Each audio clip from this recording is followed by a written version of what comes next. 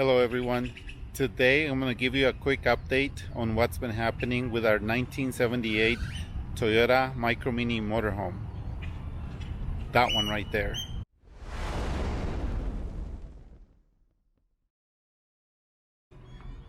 Now, as the pandemic has affected every one of us, the advances on the project have been slow, but I'm just going to give you some updates, and then at the end I'm going to tell you sort of what we have planned for this little RV. Now, as a reminder, let me give you a quick walk around of what our RV looks like.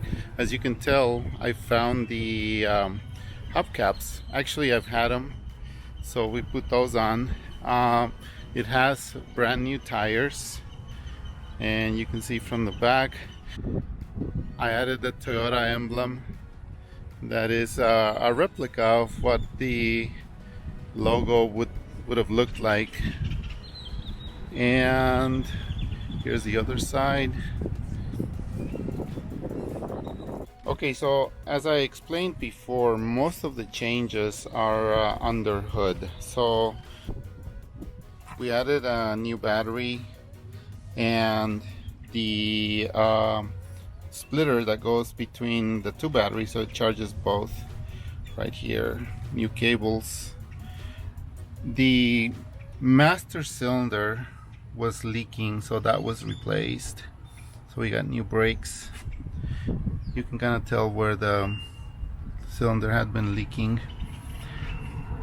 Added the new reservoirs for the antifreeze and the wiper washer.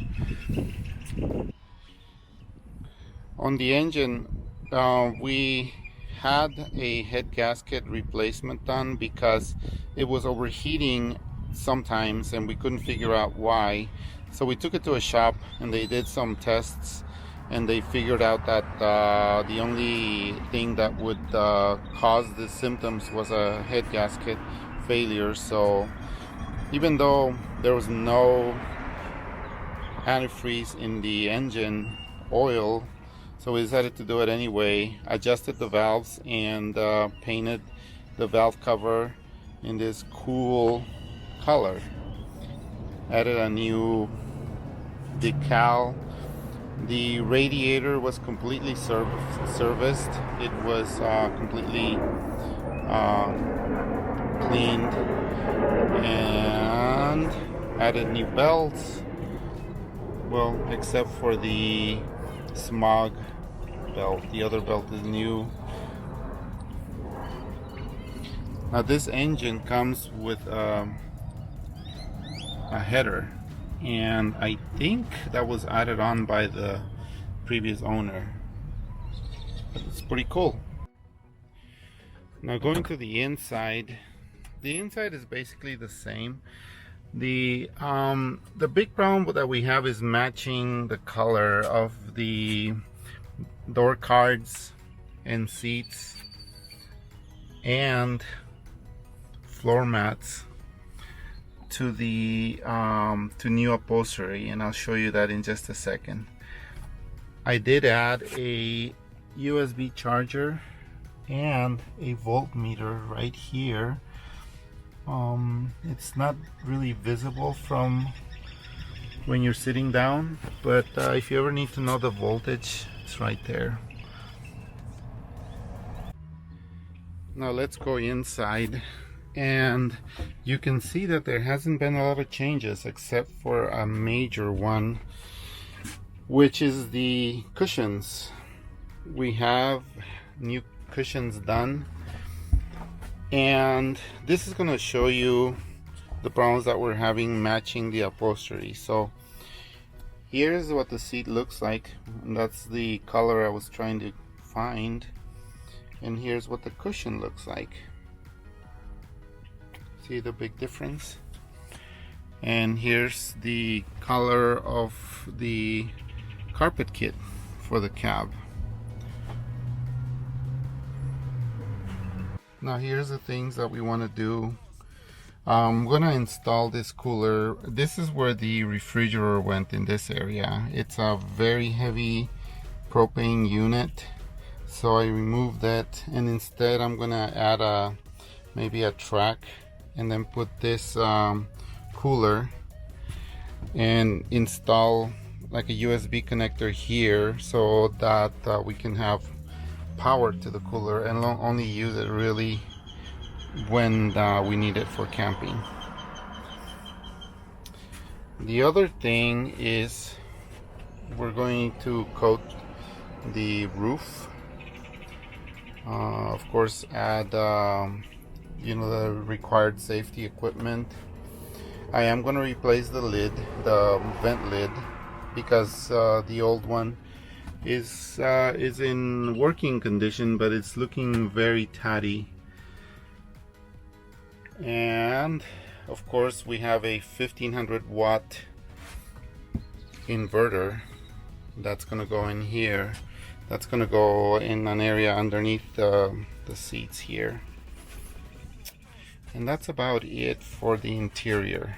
Of course, let's talk about the elephant in the room, which is the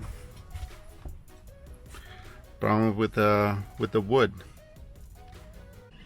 Now, the problem with the wood is a little bit of an issue, because I know that I could probably get a saw and equipment to sort of do it myself, but I'm not confident because it is a load-bearing structure. You have to sleep in there, and you know, if you have two people, that's 400 pounds, 300 pounds, whatever.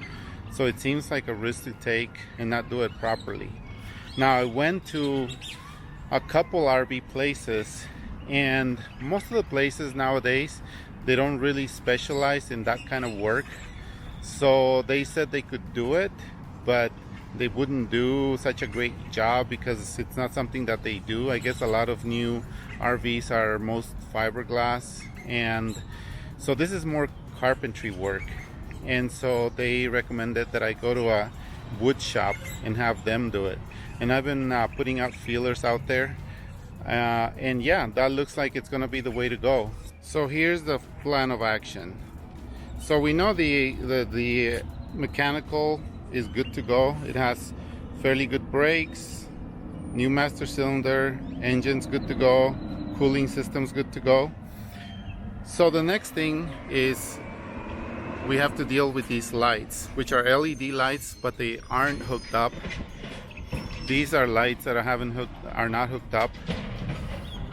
And then I have replacement lights for these that are also not hooked up. So first thing I'm gonna do is take it to an electrical shop so they can do that. Now once we do the lights, I'm going to take it to the wood shop and have them finish out the wood, replace all that needs to be replaced, and then refinish what's already there. Basically keep the same layout and maybe paint it white or something lighter, because right now when you walk in, it looks like you're walking into a cabin, like a wood cabin, a very dark wood cabin, and it's not ideal. So I'm gonna keep the same wood, the same kind of layout and everything, but maybe make it just a little bit more modern. Maybe put like grab handles on the cabinets that are just a little more modern, and that's it. And let her rip, Tater Chip. So I'll keep you guys posted. Thank you so much for watching, and hope you have a great day.